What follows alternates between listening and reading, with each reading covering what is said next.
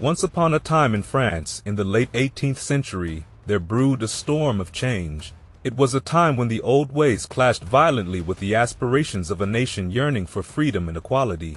The revolution began due to long-standing issues that King Louis XVI couldn't solve, mainly France's financial problems and social inequality under the Ancien regime. In 1789, the Estates General was convened to address these issues, leading to the formation of the National Constituent Assembly. They aimed to create a new constitution, guided by the ideals of the Enlightenment, liberty, equality, and fraternity.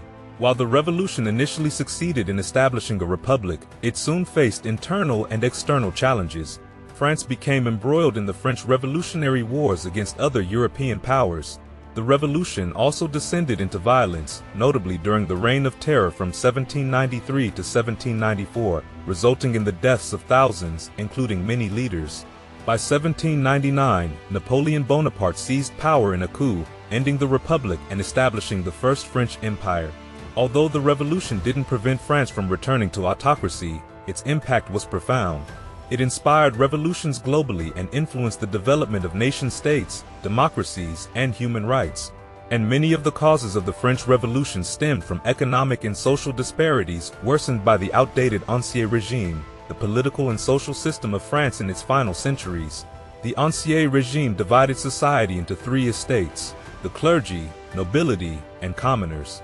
The clergy and nobility enjoyed numerous privileges, such as tax exemptions, while the commoners, comprising the vast majority, bore the brunt of taxation and manual labor. The population explosion exacerbated these inequalities. By 1789, France was Europe's most populous state, with over 28 million people. However, job opportunities didn't keep pace, leaving millions in poverty. Poor agricultural practices and repeated crop failures led to widespread hunger. Additionally, the growing bourgeoisie, a wealthy middle class, threatened the aristocracy's power, heightening social tensions. Enlightenment ideas also fueled discontent, with many seeing the Ancien regime as corrupt and oppressive. Queen Marie Antoinette became a symbol of government excess and insensitivity. Furthermore, France's staggering national debt, accrued from costly wars and projects, became untenable. High-interest loans strained the treasury, and ineffective taxation systems failed to address the financial crisis. By the 1780s, pressure from creditors forced the government to confront the looming catastrophe, and the death of King Louis XV in 1774 marked the beginning of a tumultuous era for France. His grandson, Louis XVI, ascended the throne at just 19 years old, inheriting a kingdom plagued by internal strife and financial woes. Eager to prove himself, Louis XVI found himself entangled in the American War of Independence, a conflict that not only strained France's resources but also ignited revolutionary fervor at home. By 1786, France's mounting debt could no longer be ignored. Louis XVI's finance minister, Charles Alexander Colonna, urged him to address the issue.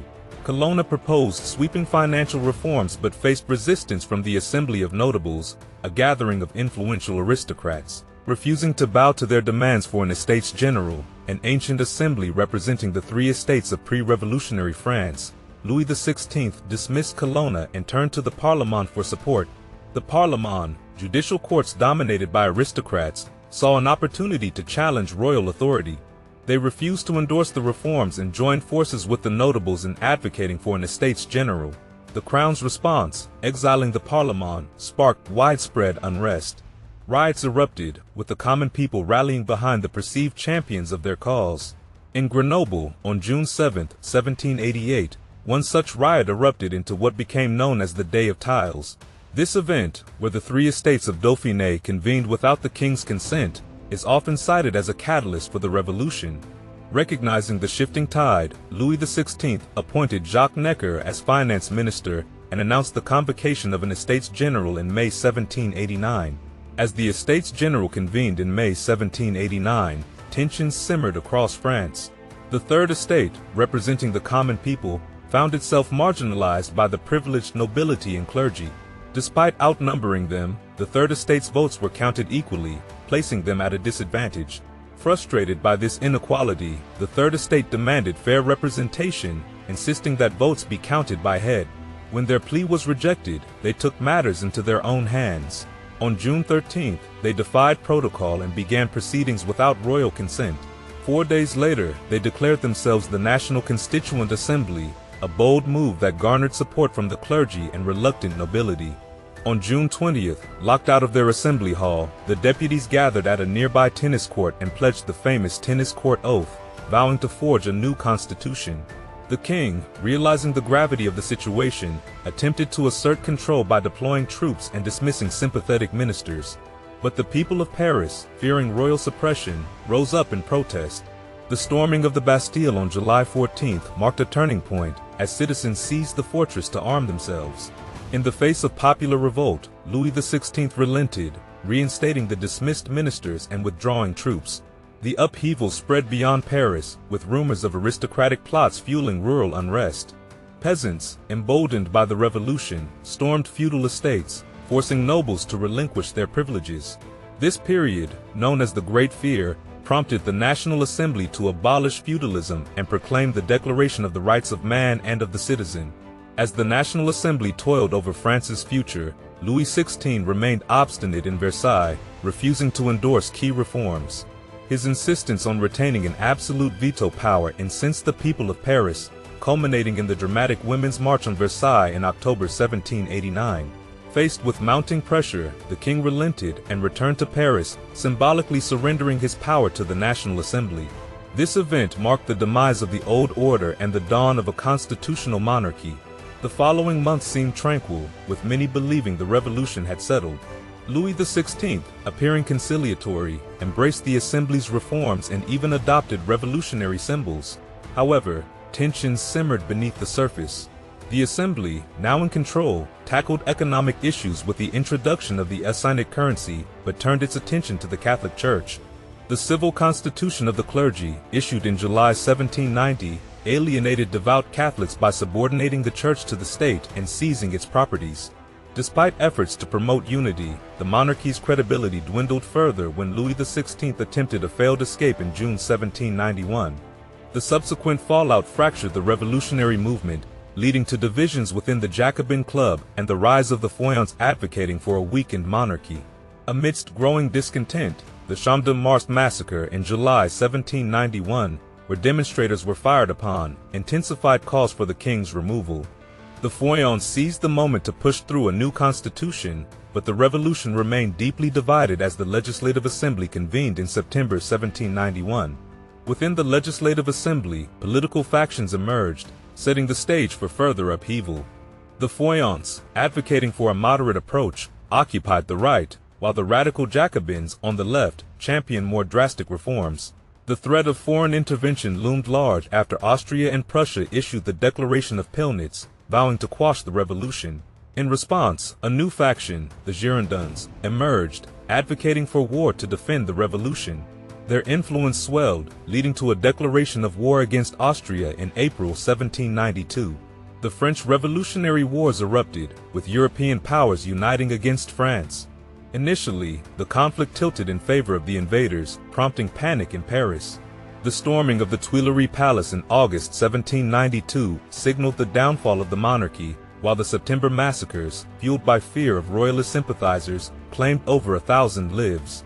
Amidst the chaos, the miraculous Battle of Valmy in September 1792 halted the Prussian advance, emboldening the revolutionaries.